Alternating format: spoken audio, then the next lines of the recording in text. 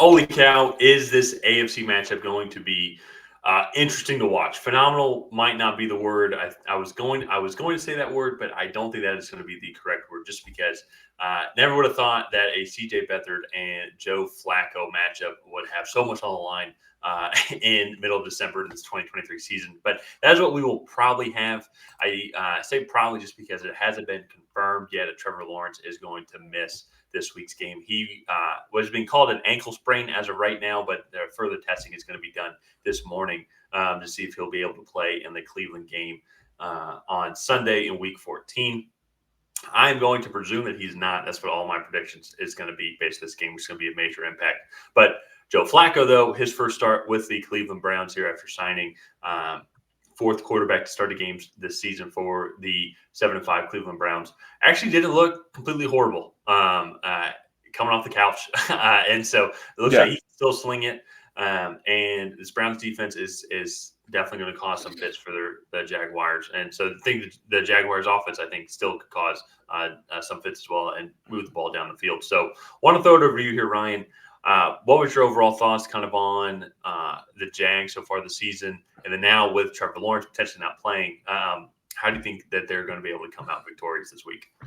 So I thought the Jags, especially as of late, they weren't quite the explosive offense that I think they've shown glimpses of throughout the whole year. Like they had some really nice moments, like in the Saints game, they put up, I believe it was like 34 with some nice explosive plays, but sometimes those moments have been few and far between, and sometimes they're throwing it all over the yard. And that, to me, I think you throw this Trevor Lawrence injury on top of that, that throws a huge wrench in their offense. Yeah. CJ Beathard obviously not nearly as good as Trevor Lawrence, and yeah, it's just going to be a really interesting matchup to watch these backup quarterbacks go at it. I do think the Browns have a huge advantage with their defensive side of the ball, especially since not Jake Elliott, Myles Garrett, Jordan Elliott. Sorry. Jordan Elliott, yeah.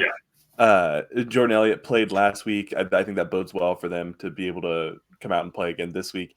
And this Jags offensive line and just offense in general got really banged up. Christian Kirk, Walker Little, and Trevor Lawrence all went down with injuries in that Monday night game. And so it's going to be tough. I think for them to come out ahead, CJ Beathard has to come out, and I don't want to say not skip a beat, because obviously there's going to be some drop off there, but they need to run the ball better. That's going to help CJ Beathard out a lot. Then work in some play action into this offense, and then Calvin Ridley and Zay Jones and Evan Ingram, they're going to have a big game, because this Browns defense is legit. They're one of the best in both rushing and passing, and I think just scoring overall.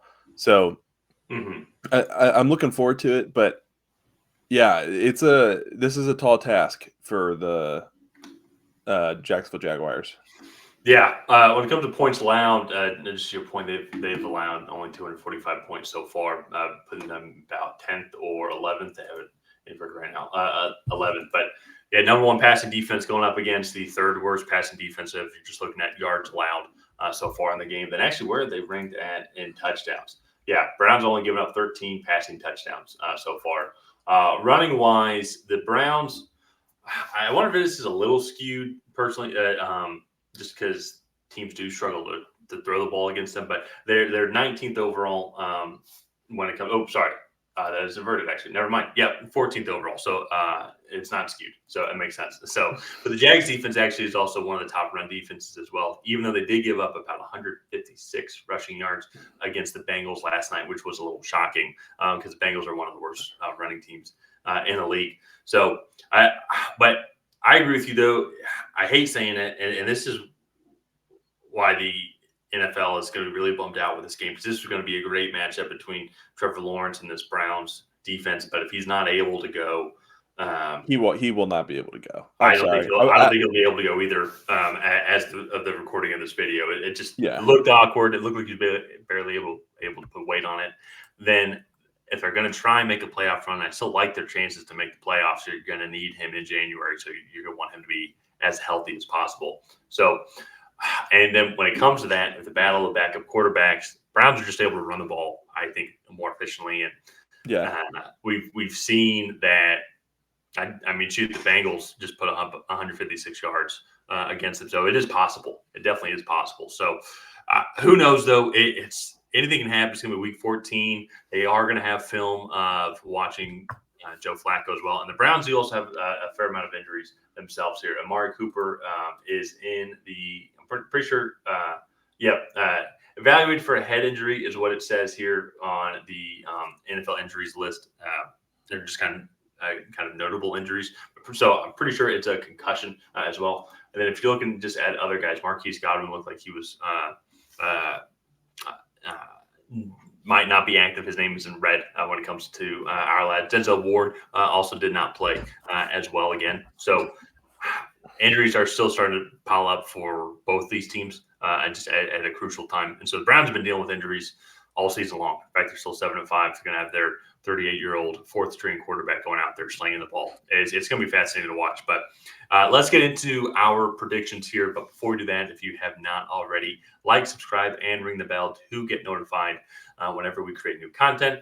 Ryan and I, we have one final goal for the season. It's a unique one. It's to get to 2,333 subscribers. That is an odd number because if we hit that number, we would have grossed 2,000 new subscribers within this calendar year, which honestly we both never would have thought that was possible. So if we're able to hit that number, we would be very thankful. We love growing our community and chatting with just kind of other like-minded football fans like yourself. So like, subscribe, help us reach our goal. And Ryan, who do you have winning this game and why? I'm going to go with the Cleveland Browns. In a battle of the backups, I'm going to go with the best defense. The Browns, they also have the better running game here as well. I just think that it leads to a low-scoring game, and in a low-scoring game, defensive plays and big defensive plays are going to be at a premium. And I think the Browns just have the defense to make those plays. So I really want to disagree with you. I was actually going to go with Cleveland here, I think, before even the Trevor Lawrence injury. And that's where I was going to be like the shock, my upset of the week. But now I'm almost more solidified in going with Cleveland because even just based off the eye test, and I know it's unfair to CJ Beathard just because we saw really just like a quarter, maybe even a quarter of him played, not even really. I think we saw 5 minutes. And then overtime drive. Yeah. It's him compared to Joe Flacco just looked, just the eye test wise, just definitely there was a difference why Joe Flacco was on a Super Bowl winning team. And CJ Beathard, I don't know if he's been on a Super Bowl winning team as a backup or a third string, but that's neither here nor there. But then too, on top of it, you talk about Walker Little and just injuries to the offensive line. Then also Christian Kirk going down as well. Just more nagging pieces seem to keep coming up. Defense, I feel confident the Browns are still going to be able to run the ball fairly effectively against this Jags defense. And even then, too, on top of that, I think there is some weakness in the Jags secondary as well. So, I mean, Jake Browning was able to put up 350-plus yards on them and was able to move the ball pretty much at ease. It felt like the only pick that they got was off a dumb decision by Tyler Boyd, and honestly, just a dumb play call decision in general by the Cincinnati Bengals coaching staff. So I'm gonna go with Cleveland as well. I think it's gonna be a unique game. I'm very curious. I feel like it's gonna be something similar to when the Browns beat the Steelers the first time, like that 13-10 type victory. So yeah. So we're both taking the Browns in this matchup. So let's go ahead and wrap this video up here. If you guys have not already, please go ahead and like and subscribe and help Tyler and I reach that goal of getting to 2,333 subscribers. While you're down there, go ahead and leave a comment on who you think is going to come out ahead in this close battle of the backups in the AFC. Is it going to be the Jacksonville Jaguars? Is it going to be the Cleveland Browns? Other than that, we will see you guys next time.